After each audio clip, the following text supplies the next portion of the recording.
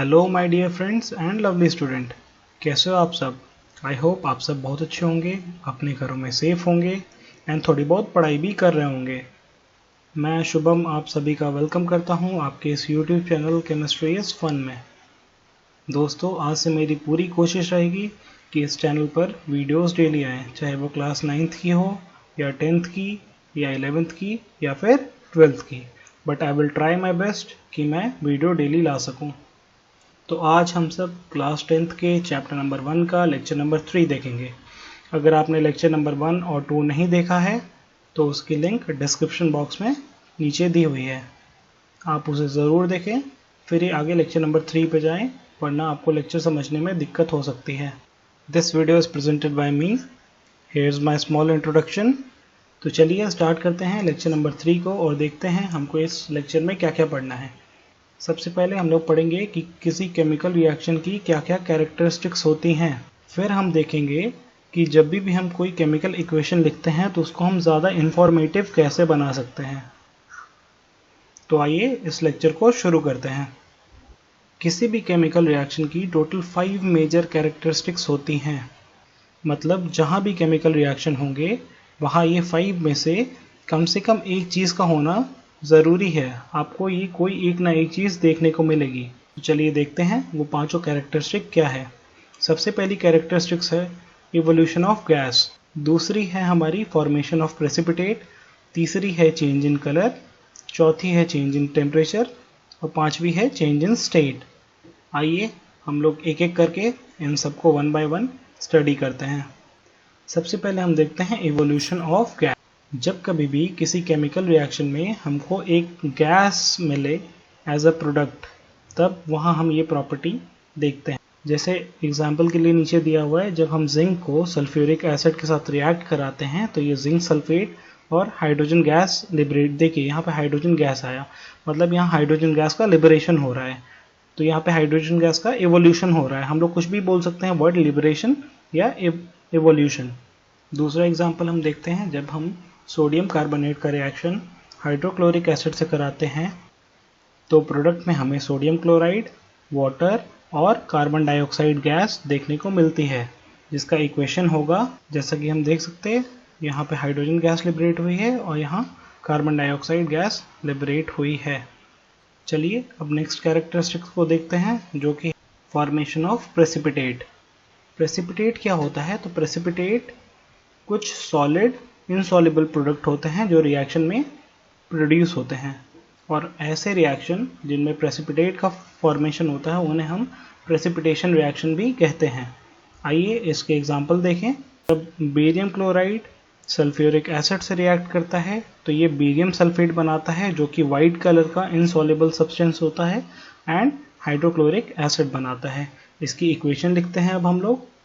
तो barium chloride का BaCl2, sulphuric acid का H2SO4, बेरियम सल्फेट का BaSO4, हाइड्रोक्लोरिक एसिड का HCl।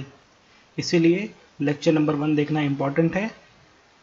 अब हम लोग दूसरा एग्जांपल देखते हैं, जहाँ सिल्वर नाइट्रेट का रिएक्शन सोडियम क्लोराइड से कराया है, वहाँ सिल्वर क्लोराइड का प्रेसिपिटेट मिला है और सोडियम सल्फेट का फॉर्मेशन हुआ है। इसकी इक्वेशन अब हम लोग लिखें तो सिल्वर नाइट्रेट का रिएक्शन हमने सोडियम क्लोराइड से कराया और हमको सिल्वर क्लोराइड और सोडियम नाइट्रेट मिला। ये दोनों वाइट कलर के इनसॉल्युबल सब्सटेंस हैं जिनको हम प्रेसिपिटेट बोलते हैं। आइए अब हम नेक्स्ट कैरेक्टरिस्टिक देखते हैं, जो कि है चेंज इन कलर। तो काफ़ी सारे रिएक्शंस में जो कलर ऑफ प्रोडक्ट होता है वो कम्प्लीटली डिफरेंट होता है कलर ऑफ रिएक्टेंट से। तो इस कैरेक्टरिस्टिक को हम चेंज इन कलर कहते हैं। इसके एग्जांपल देखते हैं, जब हम कॉपर सल्फेट को आयरन से रिएक्ट कराते हैं तो ये आयरन सल्फेट और कॉपर बनाता है। कॉपर सल्फेट ब्लू कलर का सॉल्यूशन होता है, लेकिन आयरन सल्फेट जो होता है ये ग्रीन कलर का होता है। तो यहाँ हमको चेंज इन कलर देखने को मिला। अब आइए इसकी इक्वेशन लिखते हैं हम लोग। इसकी इक्वेशन है CuSO4 plus Fe gives FeSO4 plus Cu। अब देखिए यहाँ हमने लेड नाइट्रेट को स्प्लिट किया है, डिकम्पोज किया है लेड ऑक्साइड में। लेड नाइट्रेट एक वाइट कलर का पाउडर होता है, लेकिन लेड ऑक्साइड येलो होता है, और इसमें नाइट्रोजन डाइऑक्साइड गैस निकलती है जो रेडिश ब्राउन कलर की होती है और एक ऑक्सीजन गैस लिबरेट होती है। यहाँ ये रिएक्शन चेंज इन कलर भी दिखा रहा है और लिबरेशन ऑफ गैस भी दिखा रहा है, दोनों कैरेक्टरिस्टिक दिखा रहा है। तो एक रिएक्शन एक से ज़्यादा कैरेक्टरिस्टिक्स भी शो कर सकते हैं। चलिए अब इसकी इक्वेशन लिखते हैं हम लोग। तो यहाँ लेड नाइट्रेट जो कि वाइट कलर का था, वो उसको हमने हीट किया तो ये डिकम्पोज हो गया। लेड ऑक्साइड जो येलो कलर का सॉलिड है, नाइट्रोजन डाइऑक्साइड गैस जो रेडिश ब्राउन कलर की होती है, और ऑक्सीजन गैस में। चलिए अब हम लोग आगे देखते हैं नेक्स्ट कैरेक्टरिस्टिक्स। जो हमारी अगली कैरेक्टरिस्टिक है वो है चेंज इन टेम्परेचर। काफ़ी सारे केमिकल रिएक्शन में हम देखते हैं कहीं हीट एब्जॉर्ब होती है और कहीं हीट रिलीज होती है, जिसके कारण हमको टेम्परेचर में चेंज देखने को मिलता है। तो आइए हम लोग कुछ एग्जांपल देखते हैं। तो कैल्शियम ऑक्साइड, वो जब हम रिएक्ट कराते हैं वाटर से तो वो कैल्शियम हाइड्रोक्साइड बनाता है और हीट उस केस में निकलती है, हीट रिलीज होती है। आइए इसकी इक्वेशन लिखते हैं। तो कैल्शियम ऑक्साइड का फॉर्मूला होता है CaO, वो इसको हमने ऐड किया वाटर में जिसका फॉर्मूला होता है H2O, ये बनाता है कैल्शियम हाइड्रोक्साइड CaOH ट्वाइस और हीट रिलीज होती है। आइए हम अपना सेकंड एग्जांपल देखते हैं, जो कि है जब हम अमोनियम क्लोराइड को ऐड करते हैं वाटर में तो ये अमोनियम हाइड्रोक्साइड बनाता है और हाइड्रोक्लोरिक एसिड बनाता है। इस केस में हीट एब्जॉर्ब होती है रिएक्शन में। आइए इसकी इक्वेशन लिखते हैं अब हम लोग।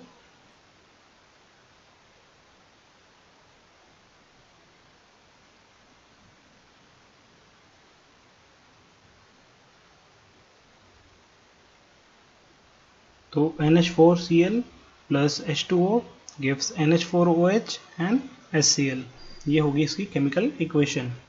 इस इक्वेशन को बैलेंस करना हम लोग अपने नेक्स्ट लेक्चर में सीखेंगे, जो कि पूरा डेडिकेटेड होगा बैलेंसिंग ऑफ केमिकल इक्वेशन पर। चलिए अब हम अपनी लास्ट कैरेक्टरिस्टिक देखते हैं, जो कि है चेंज इन स्टेट। बहुत से केमिकल रिएक्शन में हम देखेंगे जो प्रोडक्ट की फिजिकल स्टेट होती है वो रिएक्टेंट की फिजिकल स्टेट से बिल्कुल डिफरेंट होती है। जैसे हम लोग एग्जांपल ले लें फॉर्मेशन ऑफ वाटर, तो यहाँ हाइड्रोजन गैस रिएक्ट करती है ऑक्सीजन गैस से और बनाती है वाटर जो कि लिक्विड होता है। तो यहाँ देखिए जो रिएक्टेंट थे वो हमारे गैसियस फेज में थे, लेकिन जो प्रोडक्ट आया हमारा वो लिक्विड फेज में है। इसी कैरेक्टरिस्टिक को हम बोलते हैं चेंज इन स्टेट। तो ये 5 इंपॉर्टेंट कैरेक्टरिस्टिक थी केमिकल रिएक्शन की जो आपको याद होनी चाहिए। ये आपसे स्कूल एग्जामिनेशन में पूछे जाते हैं, ये आपसे CBSE एग्जामिनेशन में भी पूछे जाने का चांसेस है। तो प्लीज़ आप इन 5 कैरेक्टरिस्टिक्स को याद कर लें, it will be beneficial for you. आइए अब हम देखते हैं किसी केमिकल इक्वेशन को हम ज़्यादा इंफॉर्मेटिव कैसे बना सकते हैं। तो उसके बहुत सारे तरीके होते हैं।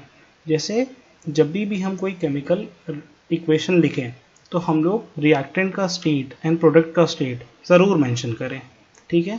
जैसे कि हमारा रिएक्शन में ऑक्सीजन गैस हो रही है तो O2 के आगे G लिखें। हमारा वाटर यूज़ हो रहा है तो H2O के सामने, उसके फॉर्मूले के सामने L ज़रूर लिखें।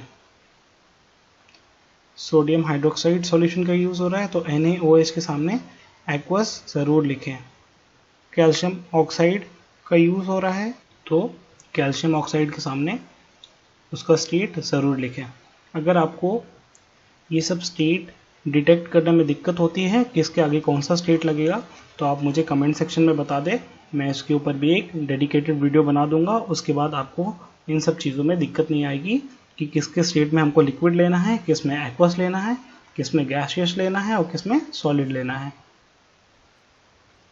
अगर रिएक्शन किसी स्पेसिफिक टेम्परेचर पर हो रहा है, मतलब किसी एक पर्टिकुलर टेम्परेचर पर हो रहा है, तो जो हम बीच में एरो डालते हैं रिएक्टेंट और प्रोडक्ट के बीच में, उसके ऊपर हम टेम्परेचर को ज़रूर मेंशन करें, जिससे हमारा केमिकल इक्वेशन और इन्फॉर्मेटिव होता है।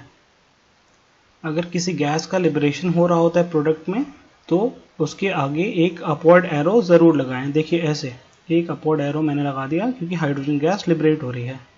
जैसे कार्बन डाइऑक्साइड गैस बनी तो कार्बन डाइऑक्साइड गैस रिलीज़ हो रही है, नाइट्रोजन डाइऑक्साइड बनी तो नाइट्रोजन डाइऑक्साइड गैस रिलीज़ हो रही है। तो हमने अपवर्ड एरो तीनों के आगे लगाया जो ये शो करता है कि गैस लिबरेट हो रही है। अगर रिएक्शन में किसी प्रेसिपिटेट यानी इनसॉल्युबल सब्सटेंस का फॉर्मेशन होता है तो उसके आगे एक डाउनवर्ड एरो उसके राइट हैंड साइड में ज़रूर लगाएं। ये एरो अपवर्ड और डाउनवर्ड दोनों राइट हैंड साइड में ही लगते हैं। फॉर एग्जांपल आप देखिए, बेरियम सल्फेट हमने लिखा, इसके आगे हमने इसका स्टेट दिया सॉलिड, क्योंकि ये प्रेसिपिटेट बनेगा इसीलिए हम इसका एरो डाउनवर्ड शो करेंगे। तो आपको रिएक्शन में भी बिल्कुल ऐसे ही इसको शो करना होगा। अगर रिएक्शन में कोई कैटलिस्ट यूज़ हो रहा हो या रिएक्शन किसी स्पेसिफिक प्रेशर, किसी पर्टिकुलर प्रेशर पे परफॉर्म कराया जा रहा हो, कैटलिस्ट ऐसे सब्सटेंस होते हैं जो रिएक्शन के रेट को बढ़ाते हैं, रिएक्शन को या तो फॉरवर्ड कर, रिएक्शन की स्पीड को बढ़ा देते हैं, लेकिन वो कभी रिएक्शन में पार्ट नहीं लेते। जितने अमाउंट में हम कैटलिस्ट डालते हैं उतने ही अमाउंट में वो एक्सट्रैक्ट हो जाते हैं, वो रिएक्शन में बिल्कुल पार्ट नहीं लेते। तो कैटलिस्ट और प्रेशर को या तो हम एरो के ऊपर दिखा दें या तो हम एरो के नीचे दिखा दें, इससे हमारी केमिकल इक्वेशन थोड़ी और इन्फॉर्मेटिव बनती है। चलिए एग्जांपल देखिए, जैसे ये हमने बनाया एरो, यहाँ सपोज हमने बता दिया कि हमारा 5 atm का प्रेशर है और हमारा कैटलिस्ट जो यूज़ हुआ है वो है मैंगनीज ऑक्साइड सॉरी। तो यहाँ हमने प्रेशर दिखा दिया और यहाँ हमने कैटलिस्ट यूज़ दिखा दिया। तो आइए कुछ एग्जांपल देखते हैं कि हमको केमिकल इक्वेशन कैसे लिखने चाहिए। जब हमने कार्बन मोनोऑक्साइड का रिएक्शन हाइड्रोजन गैस से कराया, देखिए ये दोनों गैस थी, इसने यहाँ पे इसका स्टेट दिखाया, 300 atm प्रेशर पे कराया, 300 डिग्री सेल्सियस पे कराया, और जो हमारे कैटलिस्ट यूज थे वो थे जिंक ऑक्साइड और क्रोमियम ऑक्साइड। देखिए यहाँ हमने 3 कैटलिस्ट सीख लिए, एक हो गया मैंगनीज ऑक्साइड, एक हो गया जिंक ऑक्साइड और क्रोमियम ऑक्साइड। ये सब कैटलिस्ट होते हैं जो रिएक्शन में पार्ट नहीं लेते हैं, तो ना आप इनको रिएक्टेंट की साइड लिखेंगे ना इनको प्रोडक्ट्स की साइड लिखेंगे, इनको आप एरो के ऊपर या नीचे शो करेंगे। तो यहाँ हमको प्रोडक्ट में मेथनॉल मिल जाता है जिसका फॉर्मूला है CH3OH। और भी बहुत सारे एग्जाम्पल हम लोग देखेंगे कि हम लोग कैसे लिखते हैं जब हम लोग टाइप ऑफ रिएक्शंस पढ़ेंगे। अगली क्लास में हम लोग जानेंगे कि बैलेंसिंग हम लोग कैसे करते हैं, कौन कौन से मेथड से करते हैं। ऑलमोस्ट हम लोग 30+ क्वेश्चन करेंगे बैलेंसिंग के ऊपर। अगली क्लास थोड़ी लंबी हो सकती है, पर अगली क्लास देखने के बाद आपको कोई भी डाउट बैलेंसिंग में नहीं बचेगा। थैंक यू वेरी मच इस वीडियो में लास्ट तक बने रहने के लिए। आप हमारा फेसबुक एंड इंस्टाग्राम हैंडल को भी लाइक एंड फॉलो कर सकते हैं, लिंक डिस्क्रिप्शन बॉक्स में मैं डाल दूंगा। Do like share and subscribe, जैसा कि मैं हमेशा बोलता हूँ, do maximum sharing because sharing is caring. खुश रहिए, मुस्कुराते रहिए और पढ़ते भी रहिए। May God bless you all.